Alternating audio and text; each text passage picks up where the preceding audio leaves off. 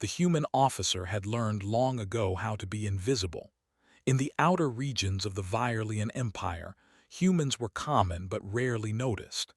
They wore the same dull uniforms, carried the same weapons, and followed orders without question. To the alien nobles, humans were useful tools, strong enough to fight, smart enough to obey, and cheap enough to lose. Names were not important. Loyalty was assumed.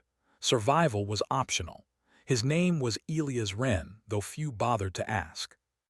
He stood at attention outside the observation chamber of House Selkara, his posture straight, his breathing calm. The polished black floor reflected his boots, worn from years of service. Beyond the curved glass wall, the stars moved slowly as the noble vessel drifted through imperial space. Inside the chamber stood Lady Valera Selkara. She was tall, her alien form graceful and sharp at the same time. Her skin carried a faint silver tone, marked with subtle patterns that showed her noble bloodline. Her eyes, a deep violet, reflected the light of distant suns. She wore ceremonial robes today, layered and heavy, a sign that political meetings were coming. Trouble always followed such days. Elias did not look at her directly unless ordered. That was the rule. Noblewomen disliked being stared at by lesser species. Still, he was aware of her presence, the way a soldier becomes aware of a battlefield without needing to see every detail. "You may enter," she said, her voice smooth and controlled.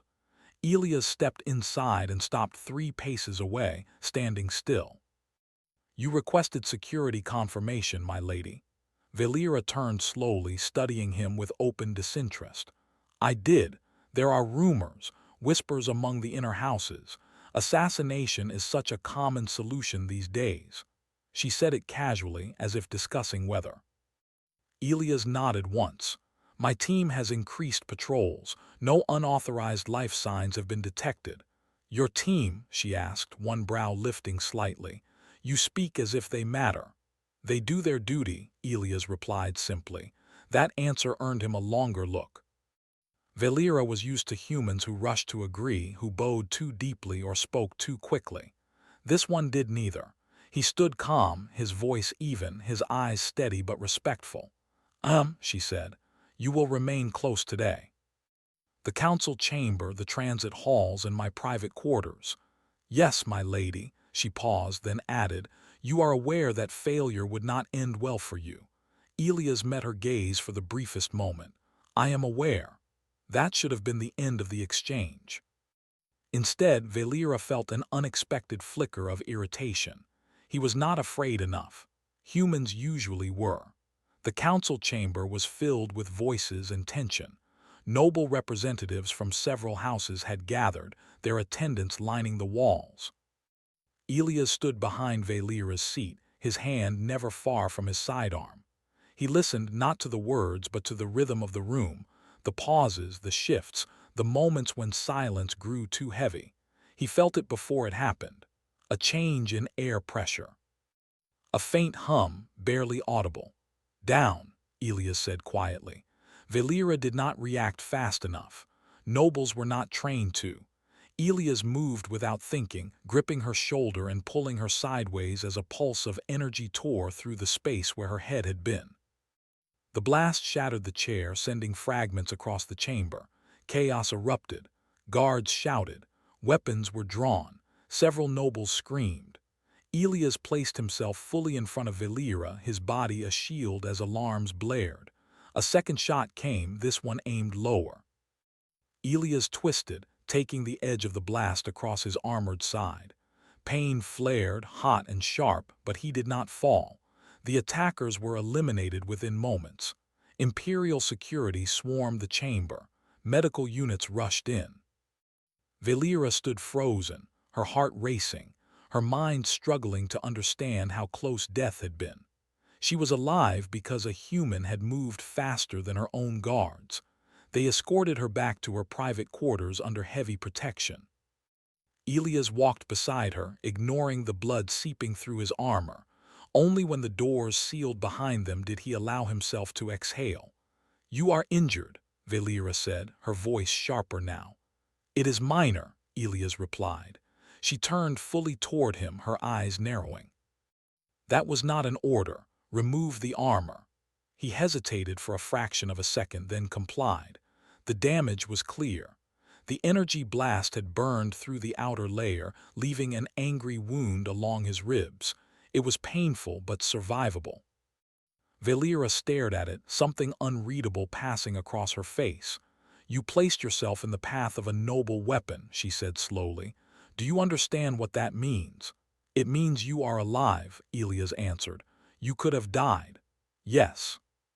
She waited for more, for anger, for pride, for fear. None came, just that same calm presence. Why? She asked. Do not say duty, that is too small a word. Elias considered his response carefully. Because I chose to. The room felt suddenly quieter. No one chose nobles. They served them, feared them, used them, but choice implied equality even if only in the moment. Valera turned away, her thoughts unsettled. You will receive medical care, she said.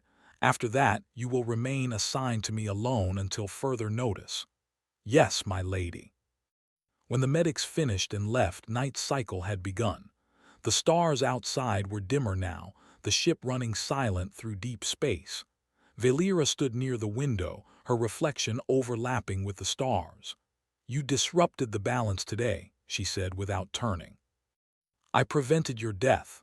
By doing so, you revealed weakness in my house, she replied, and strength where none was expected. Elias said nothing. She faced him then, studying him not as a tool but as a being. You understand that I cannot reward you with land or title. Such things are not given to humans. I do not expect reward, he said. That answer unsettled her more than the attack had. She stepped closer, her voice lowering.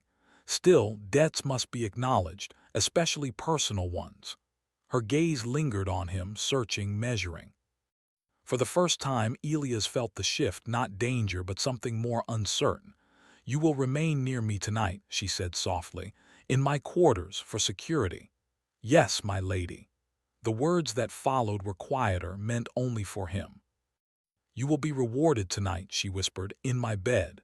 Elias did not react. No smile, no hunger, no fear. He simply met her eyes and gave a respectful nod. As you command, he said, but as Valera turned away, her thoughts were restless. She had meant the words partly as promise, partly as test. What she did not expect was how much she cared about his answer. And for the first time in her long, noble life, she wondered whether the human at her side was not something she owned, but someone she had begun to choose. Night cycle deepened across the noble vessel, and silence settled like a held breath. The corridors outside Lady Valera Selkara's private quarters were empty, guarded by layers of security fields and elite sentinels. Inside, the light was soft and dim, designed to calm the mind rather than impress visitors. Elias stood near the entrance, as ordered. His armor was repaired, his wound treated and sealed. The pain was dull now, manageable. He kept his posture straight, his attention alert, even though no threat could realistically reach this far into the ship. Valera stood several steps away, her back turned to him. She had removed the heavy ceremonial robes, replacing them with lighter garments meant for privacy. They marked her status clearly, but they were not meant to intimidate. That choice was not accidental, though she did not fully understand why she had made it. The words she had whispered earlier still echoed in the air between them. She had expected many reactions from a human soldier: desire, shock, gratitude, confusion. What she had not expected was calm acceptance. It unsettled her more than fear ever could. You may relax, she said at last. No one will attack tonight. I remain on duty, Elias replied. She turned slowly, even now, especially now. Her eyes searched his face, looking for signs of pretense. Humans were known to hide intentions poorly. Yet Elias' expression was steady, his emotions guarded behind discipline rather than deception. You saved my life today, she said. That alone places you in danger. I am aware. Other houses will question why you still breathe, she continued. Some will assume you are more than a guard. I am what you assign me to be, he said. That answer should have pleased her. Instead, it made her feel something close to frustration. Sit, she ordered, gesturing toward a low seat near the window. Elias obeyed, careful, controlled. He did not lean back or appear casual. He waited. Valera moved closer, stopping just outside his reach. Do you know how many beings have promised loyalty to me? She asked. How many would have thrown themselves into that blast if they believed it would earn them favor? Many, Elias said. And yet, she said softly, you did not ask for anything. I did not act to gain, he replied. I acted because it was right. The concept of right existed in the empire, but it was flexible, shaped by power. Hearing it spoken so simply felt strange. Valera walked past him, her steps slow, thoughtful. In my culture, she said, reward is a form of control. Those who receive it become bound. Elias looked up at her. Then you should not reward me, she stopped. That was not the response she had expected. Explain, she said. If a reward binds, Elias said, and you wish me effective, then binding me would weaken what made me act. The silence stretched. Valera felt something shift inside her, a crack in long-held certainty. She had ruled for decades, commanded fleets, judged lives without hesitation. Yet this human spoke as if strength came from freedom, not fear. You speak dangerously, she said. Truth often is, Elias replied. She studied him closely now, truly looking. The lines of his face told a story of survival, not privilege. His eyes carried no hunger for advancement, no bitterness, no resentment, only resolve. You realize, she said, that I could still claim you, by law, by power. Yes, and you would obey, yes, yet you would not be the same. No, that answer was quiet but final. Valera turned away again, moving toward the window. Outside, a distant star flared as the ship adjusted course. She folded her arms, feeling unsteady in a way she rarely allowed herself to feel. She had whispered those words earlier out of instinct, not calculation. Now she questioned them. You believe I intended only physical reward, she said. I believe, Elias answered carefully, that you intended to acknowledge a debt in the way your world understands.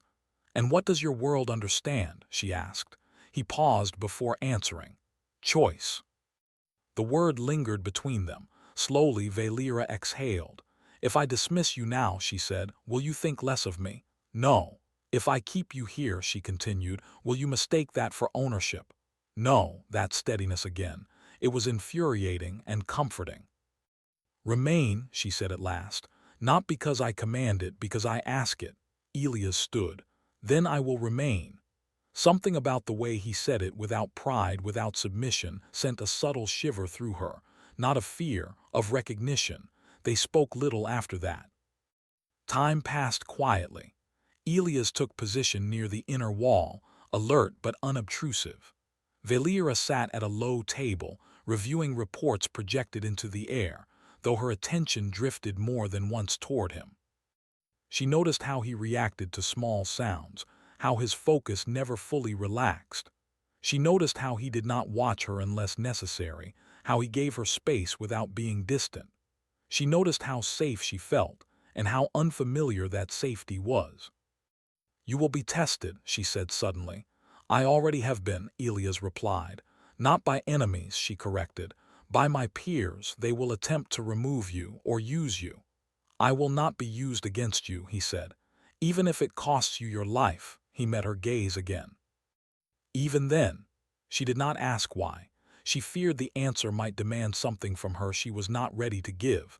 Night's cycle drew on. Eventually, Valera dismissed the projections. The room grew darker, quieter. She remained standing, uncertain. You may rest, she said finally. I do not sleep on duty, Elias replied. I am ordering you to, she said, then paused. No, I am permitting you to. That distinction mattered. He moved to the far side of the chamber, taking a seated position that allowed rest without vulnerability. His breathing slowed, controlled, but his awareness remained sharp. Valera lay back on her resting platform, her thoughts unsettled. The human's presence was like an anchor, steady, grounding. She realized with a faint start that she trusted him more than many of her own kind, and that realization frightened her. Before sleep claimed her, she spoke softly into the dark. "Elias." "Yes, my lady." "When the empire changes," she said, "it will not be because of nobles." He waited. "It will be because of beings like you," she finished. There was no reply at first. Then quietly, "If that happens, it will be because someone allowed it to." Valera closed her eyes. For the first time, the idea of allowing change did not feel like weakness. It felt like strength waiting to be claimed. And somewhere deep within the noble halls of the Virelian Empire, unseen forces began to shift, drawn not by conquest or bloodline, but by a human who chose to stand, and a noblewoman who chose to see him. The next cycle began with tension woven into every corridor of the noble vessel. News of the failed assassination had spread quickly through the inner houses of the Virelian Empire. Whispers followed Lady Valera Selcara wherever she went, and many of those whispers carried one question: why was a human still at her side? Elias walked half a step behind her as she entered the council transit hall. His presence was impossible to ignore now. Other guards noticed him. Other nobles noticed him even more. Humans were not meant to stand this close to power, especially not after disrupting it. Valera felt the weight of their stares, but she did not slow her pace. "You will remain silent unless spoken to," she said quietly. "Yes, my lady," Elias replied. As they moved through the hall, a group of nobles from House Dravex blocked their path. Tall, broad, their armored forms were decorated with battle marks. At their center stood Lord Keithrin, a veteran politician with sharp eyes and a cold smile. "Lady Selcara," Keithrin said smoothly, "it pleases me to see you unharmed." Valera inclined her head. "Your concern is noted." His gaze shifted to Elias, lingering openly. "Your guard is unusual." "He performed his duty," Valera said. "So I hear," Keithrin replied. "In fact, some might say he performed far beyond his station." Elias remained still, but his senses sharpened. This was not idle talk. This was probing. "It is dangerous," Keithrin continued, "to elevate lesser species in times of instability. Others may misunderstand your intentions." Valera met his gaze without hesitation. "I am not responsible for the misunderstandings of others." Keithrin smiled thinly. "Perhaps not, but misunderstandings have consequences." Elias spoke then, his voice calm but clear. "My actions protected Lady Selcara. If that is a misunderstanding, then the fault lies in the interpretation, not the act." Silence fell. Several nobles reacted with shock. A human had spoken without permission in a political exchange. That alone could justify punishment. Valera felt a brief surge of tension, then something else: pride. Lord Keithrin's eyes narrowed. "You speak boldly for a servant." "I speak truthfully," Elias replied. "That will cost you," Keithrin said. "Enough," Valera said sharply. "My guard answers to me. If you have accusations, present them through proper channels." Keithrin stepped aside at last. "As you wish, Lady Selcara." But the council will not forget this. As they passed, Elias felt the unspoken threat settle like a shadow. Inside the council chamber, debate erupted almost immediately. The assassination attempt had fractured alliances. Accusations were exchanged. Trust dissolved rapidly. Valera listened, calculating each word carefully. Elias stood behind her, silent now but fully aware.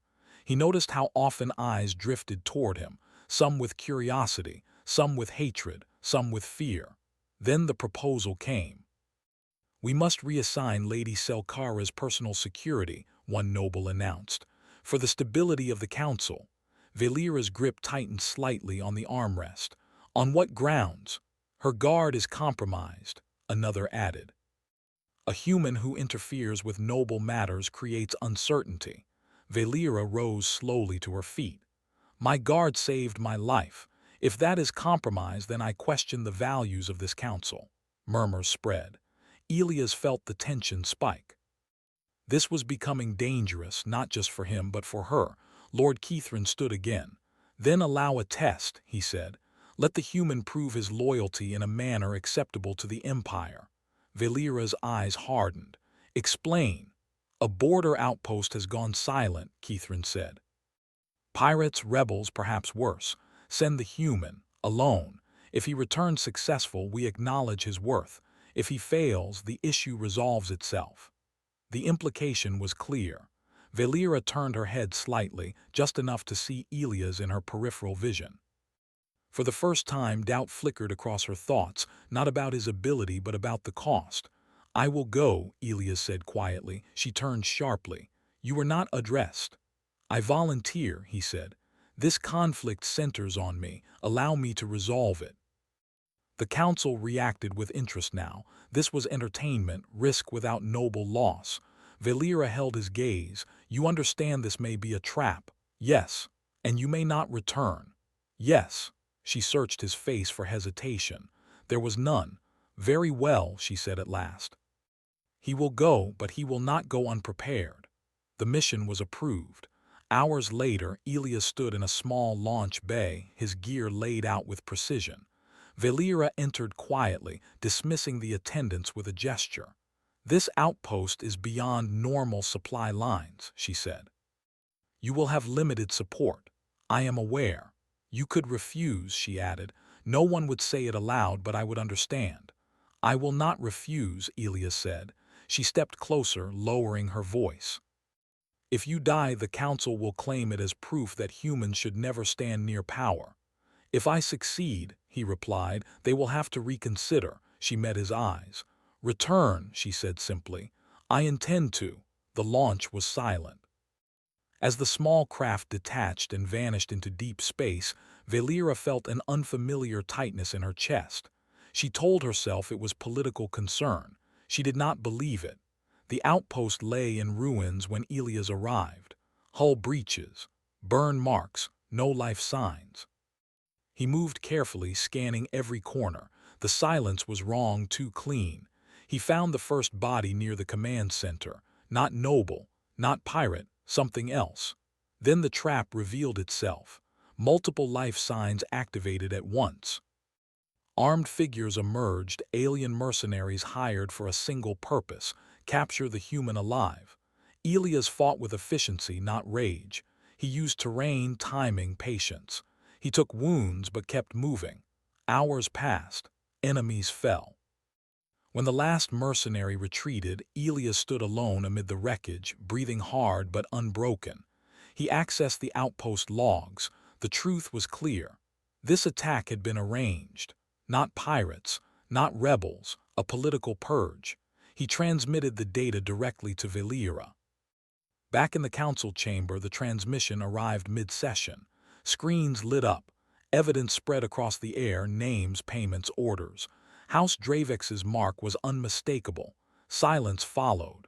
Then outrage. Lord Kithrin stood slowly, fury barely contained. This proves nothing. It proves betrayal, Valera said coldly, an attempted execution under false pretenses. And the human, another noble asked. As if summoned by the question, Elias' signal appeared again.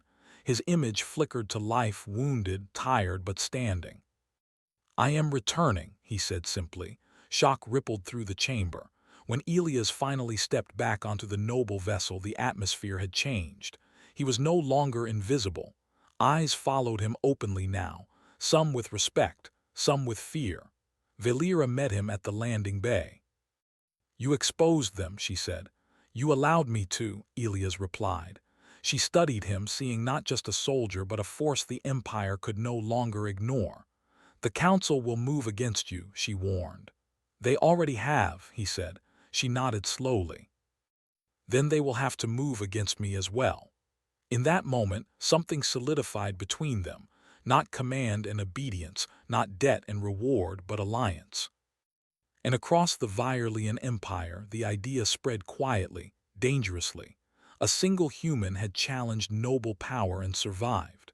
The balance had shifted, and it would not return to what it once was. The corridors of House Selkara were unusually quiet. Word of Elia's success at the outpost had spread quickly, and the political tension within the Virelian Empire had grown thicker, heavier. Nobles whispered in shadowed alcoves, their voices dripping suspicion, envy, and cautious admiration. It was a new world now, one subtly shaped by the presence of a human who refused to be ignored. Lady Valera Selcara walked with measured steps, her mind focused but restless. She had spent countless cycles navigating the politics of the inner houses, knowing when to speak and when to remain silent. But now, she found herself thinking differently. Humans were supposed to be tools, expendable and obedient, yet Elias had proven himself in ways no noble could anticipate.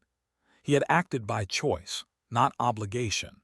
He had chosen to save her, to confront danger and to expose betrayal. He had chosen, and that simple truth was reshaping her own understanding of loyalty, honor, and power. Elias remained near her side as always, silent but alert. He moved as though he belonged, though he had no claim to her house, her wealth, or her rank. His presence alone had become a statement. Humanity could endure, adapt, and even influence the course of galactic politics when it chose to act. Valera stopped outside her private quarters. "You may rest," she said softly. Her voice carried more than command. It carried trust. "I will remain on watch," Elias replied. "Not tonight," she insisted, surprising herself with the firmness in her tone. "Tonight you rest. You earned it more than anyone else." He hesitated, then nodded. "As you wish, my lady." She stepped aside, allowing him to enter the chamber. Unlike most of the formal spaces he had seen, this room was designed for comfort, personal and calm, with warm lighting that softened the angles of her noble quarters. She leaned against the window, arms crossed, watching the stars drift past in silent rhythm. "You know," she began, her voice lower, "I did not expect to find myself, considering a human in this way." Elias remained seated, silent but attentive, his posture alert. Valera moved closer. "In my life I have trusted nobles, allies, even family. Many of them disappointed me. They valued ambition, bloodline, and fear over truth." Her gaze softened as it found him. "But you are different. You choose your actions and you take responsibility for them. That is something rare in any species." Elias tilted his head slightly. "I act according to my principles.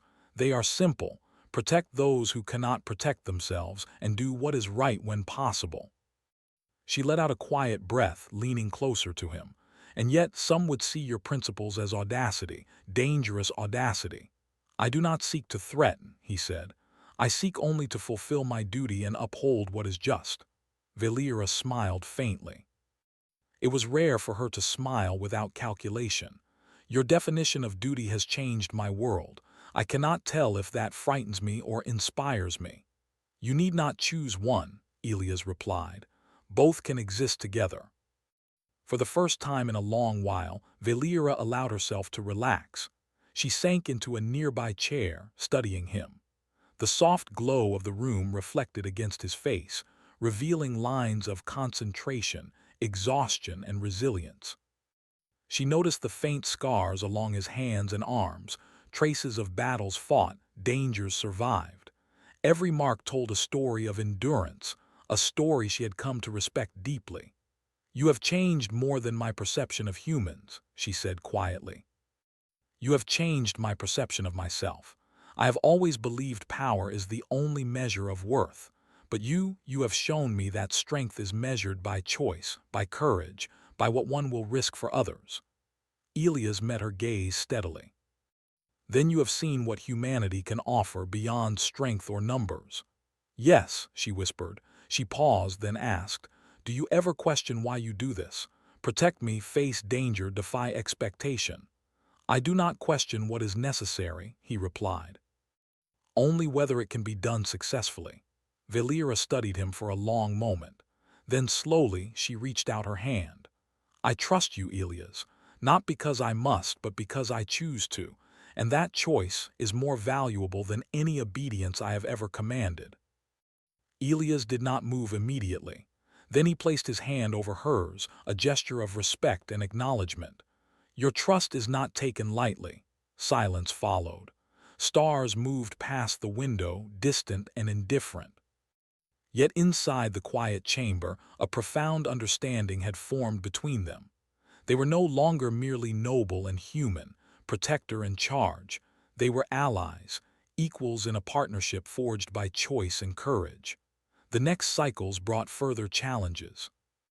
House Dravex and other rival nobles attempted to undermine Valera's authority, spreading rumors and questioning her judgment.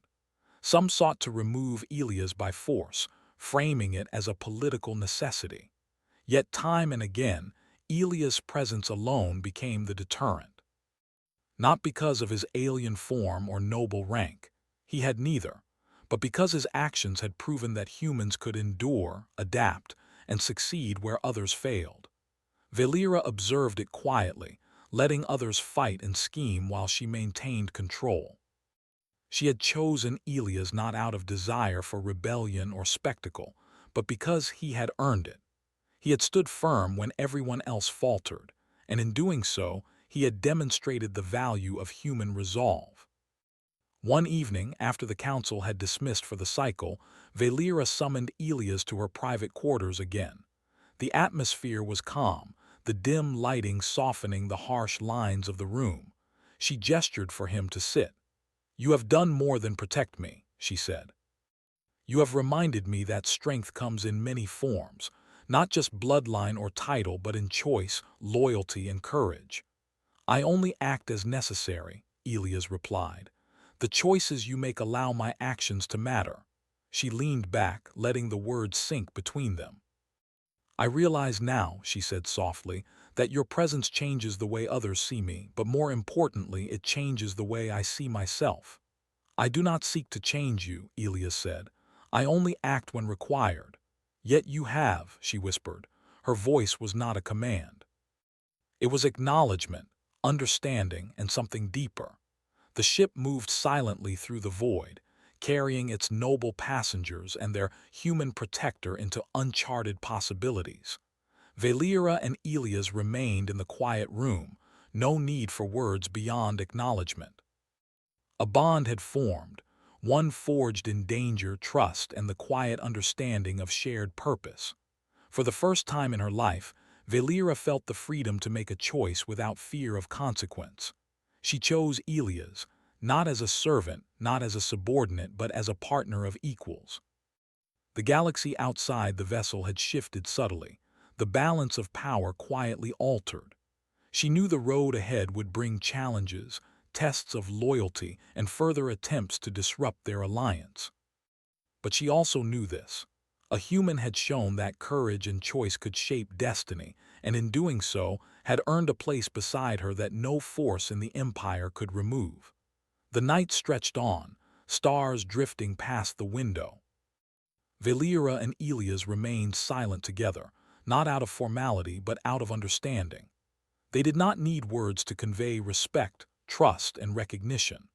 They had survived politics, betrayal, and danger together, and they had emerged stronger for it. In that quiet chamber, a new chapter began, not just for Valera, not just for Elias, but for the Empire itself.